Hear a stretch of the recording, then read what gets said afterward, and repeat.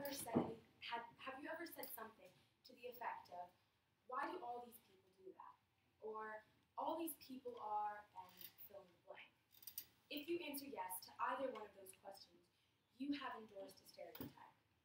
Now don't get me wrong, I can answer yes to those questions without a doubt.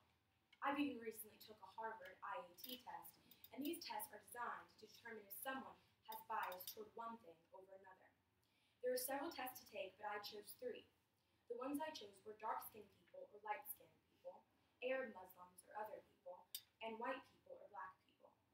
Now the test begins by you putting in your personal information, name, date of birth, ethnicity, where you live, etc. Then it starts by telling you what keys to press, and then the test starts. Each test begins with you identifying each race. So if a person was of dark skin, you would click this button, and if they are of a light skin, you would click this button. The test would then change to good or bad, and one key would signify good and the other bad. The test would then show a series of adjectives, and you would have to click the word that had a good or bad connotation. The next step was it would pair up with good and bad with the different options, either dark skin or light skin. And then you would have to click one key for both good and dark skin people, and one key for bad and light skin. The test would show both adjectives and faces. Then the test would then switch, and bad would be with dark and good would be with light. Okay, did everyone follow along and get that? Basically, the test would measure how fast you responded to each adjective to either skin tone. So for instance, if you were faster when responding to dark skinned people when paired with good, then you would have some bias there, or the same for light skin. My results were very varied, and I was very shocked. When it came to dark skin over light skin, I had no automatic preference toward either. When it came to Arab Muslims over other people, I had a moderate preference toward Arab Muslims. And lastly, when it came to white people over black people, I had a slight automatic preference toward white people. So I'm sitting there on my computer thinking, maybe I do endorse stereotypes. Maybe I do have those subconscious thoughts about my own people. Maybe I do believe the things that I try to get white people to not think about the black community. This is where I think we all fall short at. We all lack the courage to say, yes, I do apply stereotypes. I've done the research and taken the test to prove to myself that I too endorse stereotypes. And today, I'm here to prove that we all subconsciously endorse stereotypes and how to refrain from doing so. Let's begin by examining what a stereotype is and how we apply them without even knowing. Stereotypes are not just mere judgments, but proven to be gained from childbirth and have a lasting effect.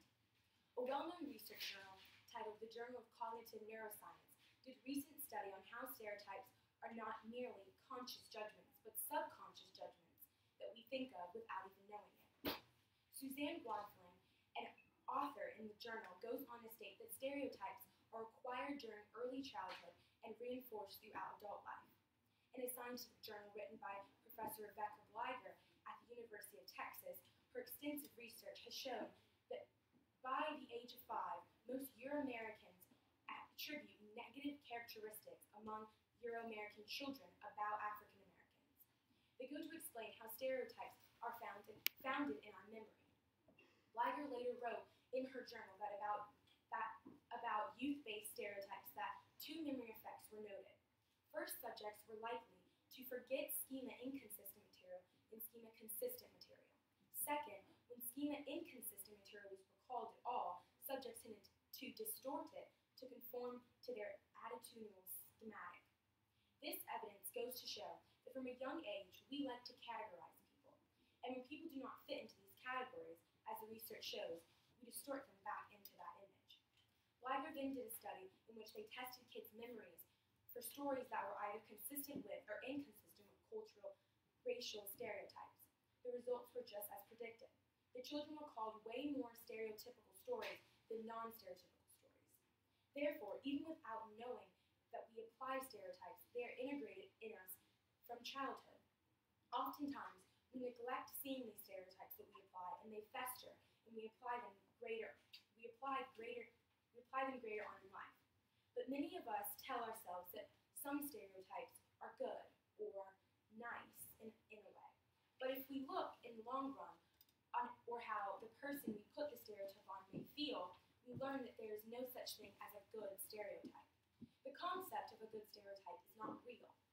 Many times we label Asians as being smart, or African Americans as being athletic, or even Greeks as being loud. And to us, the stereotype isn't affecting them in a negative way. In fact, we might think the stereotype benefits them or is in their favor. But if we put our feet into a young Asian student's shoes, let's imagine all the stress we have in school, with the endless deadlines, papers, and tests, and add more to that because now we're classified as having to be smart. And if we were to fail a math test, everyone in class would ask, aren't you supposed to be good at math? Or if you were to pass, you would get the same excuse, oh, well, you're supposed to get a good grade. You're Asian. Either way, you were given an excuse and neither is satisfying. As we can see from the story, the good stereotype that we apply to people affect the person or people being stereotyped differently. So now that we understand that even though we may think a stereotype is beneficial to a person, remember that a stereotype applies to the entire race. It may not be justified or accepted by everybody in the race. After all this data showing that we're terrible people, what can we do to change? If we don't acknowledge that we endorse stereotypes, we'll be stuck in our bad ways, as if grouping people together without any knowledge of who that person is. We may look at a black man across the street and subconsciously think, oh, I'm going to stay on my side because he looks dangerous. Or if you see a woman or family wearing a hijab on an airplane, we immediately jump to the conclusion that they must be terrorists. Or in the slightest, our minds start racing and a judgment circled around that. If you cannot see how that's wrong, we must not group and classify people because all people are different. We as young students can change this now, today, by becoming aware. Once we become aware of this fact, we all endorse stereotypes. We can consciously refrain from applying them. Instead of thinking a black man across the street must be doing something wrong, we should stop jumping to conclusions and think maybe he isn't bad, or maybe the Arabs in the plane are just a family trying to travel like mine, or walk down the street same as me. Let's summarize the points I laid out for you. Number one, we've seen the research that shows that stereotypes are developed at a young age, and that we reflect them without even knowing when we get older. We then discussed that stereotypes can never be wholly good. Lastly, we discussed how to refrain from stereotypes. Today I came here to convince you that we all apply stereotypes subconsciously and how to refrain from them. We've all seen the research and data that shows that we as young adults categorize and create stereotypes from memories. Then with those memories, we apply and maintain them throughout adult life. We even argued against my point and saw the other side of how some may think some stereotypes can be good. But clearly, that nothing can apply to a whole race of people. Then we discussed that now that we have knowledge that we apply stereotypes, how to refrain from doing so. I'm asking you to make a decision now to take note of when you are stereotyping people. And think deep down, is there more to a person than the adjectives or cliche I put in front of them? I'm asking us, as a collective group of students, to think consciously.